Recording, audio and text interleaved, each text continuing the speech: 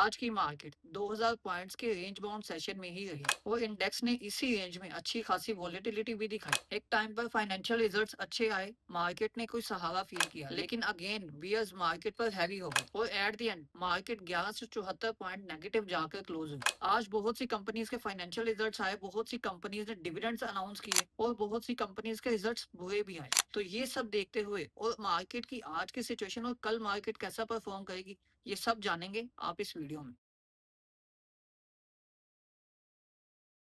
आज की मार्केट की सिचुएशन बिल्कुल नॉर्मल रही। फ्राइडे के दिन मार्केट ने अच्छी खासी वॉलेटिलिटी दिखाई दी कि मार्केट अच्छी खासी नेगेटिव में जाकर अगेन पॉजिटिव में क्लोज हो गई। लेकिन आज का सेशन ओपन होने से पहले पेट्रोल भी 25 प्लस रुपीस महंगा हो गया, जिसने मार्केट पर थोड़ा असर तो डाला।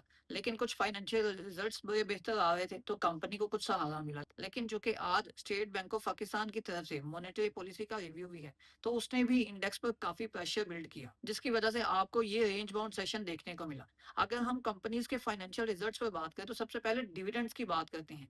तो 510% का डिविडेंड इंडस मोटर ने अनाउंस किया, तो ऑब्वियसली आप लोग डिविडेंड अवेल करना चाहेंगे। तो इसकी बुक क्लोजिंग डेट्स 8 मई से 18 मई है। तो मतलब आप 5 मई तक इन स्टॉक्स को बाय करके 510% मतलब के 51 रुपीज पर शेयर का डिविडेंड अवेल कर सकते हैं। और इसकी अगर फाइनेंशियल रिजल्ट्स की बात करें तो statement of profit and loss को भी देखते हुए तमाम फाइनेंशियल्स देखते हुए इसके रिजल्ट्स भी एज यूजुअल सेम ही हैं। ओके, ये एक नजर हमारे प्रीमियम ग्रुप के प्रॉफिट्स पर डालें। तो अगर आप भी ऐसे प्रॉफिटेबल सिग्नल्स अवेल करना चाहते हैं तो आप इस गिवन व्हाट्सएप नंबर पर रब्ता कर सकते हैं, जिसमें आपको ये तमाम फैसिलिटीज मिलेंगी। तो आप डिविडेंड के साथ साथ अपने कैपिटल गेन को भी इंजॉय कर सकते हैं। एंड B1 बिलियनर टीम की व्हाट्सएप की कम्युनिटी का लिंक जो कि इसी वीडियो के डिस्क्रिप्शन में मौजूद है, तो आप उसको भी फॉलो करके हमारे टीम का हिस्सा बन सकते हैं। तो अब नेक्स्ट डिविडेंड स्टॉक की बारी है, जो कि है अस्करी बैंक। अस्करी बैंक ने भी 20% का डिविडेंड अनाउंस किया और इसकी भी बुक क्लोजिंग डेट्स जो हैं वो 8 मई से 12 मई है।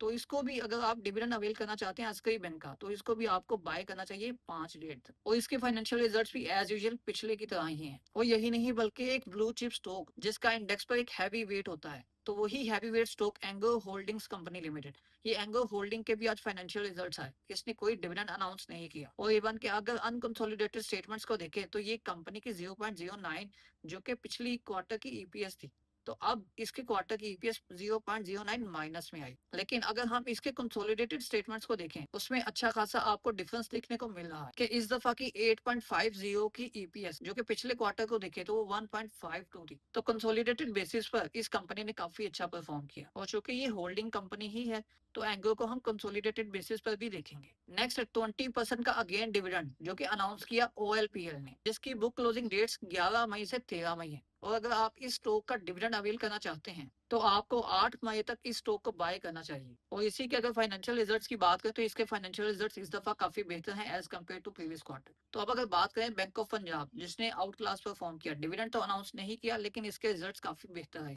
एंड सेम ऐसे ही पैंथर टाइप के रिजल्ट्स काफी अच्छे रहे। एंड गुड लक इंडस्ट्रीज और एसएमसीपीएल, इनके रिजल्ट्स भी इस दफा काफी बेहतर है। और कुछ कंपनीज के रिजल्ट्स काफी बुरे रहे हैं, जिनमें बैंक ऑफ खैबर है, जरिया लिमिटेड है, एंड सेम ऐसे ही चिराग पैकेजिंग, जिससे आपको थोड़ा अवेयर रहना चाहिए। तो आज ही की एक हैवी सी मटेरियल इन्फॉर्मेशन, जो कि अटक सीमेंट को एक्वायर कर चुके हैं कोट अद्दू पावर प्लांट कंपनी लिमिटेड और फुजी सीमेंट कंपनी लिमिटेड, जो कि ये प्रोसीजर काफी देर से चल रहा था, तो आज पीएसएक्स के ऑफिशियल वेबसाइट पर अनाउंस कर दिया गया। तो नेक्स्ट से अटक सीमेंट के फाइनेंशियल्स इन दोनों कंपनीज पर काफी अच्छा इम्पैक्ट डाल सकते हैं। तो अब एक आईपीओ जो कि पाकिस्तान स्टॉक एक्सचेंज में लिस्टेड होने जा रहा है, जो कि है सितारा पेट्रोलियम सर्विस लिमिटेड। तो इस सितारा पेट्रोलियम सर्विस लिमिटेड के आईपीओ को आप बाय कर सकते हैं। इस आईपीओ में प्रॉपरली आप इन्वेस्ट कर सकते हैं। अगर इसके साइज की बात करें तो 279 मिलियन इसका इशू साइज है। एंड सेम ऐसे ही इसके फ्लोर प्राइस जो है वो 13.50 है। अगर इसके प्राइस बैंड की बात करें तो वो 13.50 से 18.90 तक है। और इनके अगर ऑफरिंग साइज की बात करें तो वो 16.66% है। और इनकी रजिस्ट्रेशन 28 मई से 5 मई है।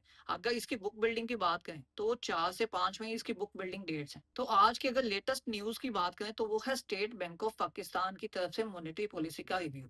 तो आज ये रिव्यू होने जा रहा है, जिसके बिहाफ पर आज मार्केट में काफी ज्यादा रेंज बाउंड सेशन आपको देखने को मिला। यहाँ पर इन्वेस्टर्स एक्सपेक्ट कर रहे हैं कि यहाँ पर स्टेट बैंक ऑफ पाकिस्तान अपनी मॉनेटरी पॉलिसी को रिव्यू करते हुए अपनी मॉनेटरी पॉलिसी जो इंटरेस्ट रेट है इसको इंक्रीज कर सकता है, जिसकी वजह से आपको ये सेशन देखने को मिला। अगर यहाँ पर ये पॉलिसी इंक्रीज होती है तो पीएसएक्स पर काफी प्रेशर बढ़ सकता है। अब यहाँ पर शॉकिंग और लेटेस्ट अपडेट ये है कि पाकिस्तान के स्टेट बैंक ने शरह सूद को बढ़ा दिया है, वो भी 100 बेसिस पॉइंट्स। तो अब शरह सूद 10.5 से बढ़कर 11.5 पर आ गई। सो लेट्स सी मार्केट कैसा परफॉर्म करती है और कैसा बिहेव करती है हम सबके साथ, और हम कैसे चलते हैं, ये कल का दिन ही बताएगा। और इसी को देखते हुए अगर हम कल की मार्केट का रिव्यू करें तो मार्केट पर इस रिव्यू का क्या इम्पैक्ट पड़ेगा, लेकिन क्योंकि ये मंथ का एंड ऑफ वीक भी है, सेम ऐसे ही इसी वजह से प्रेशर भी है।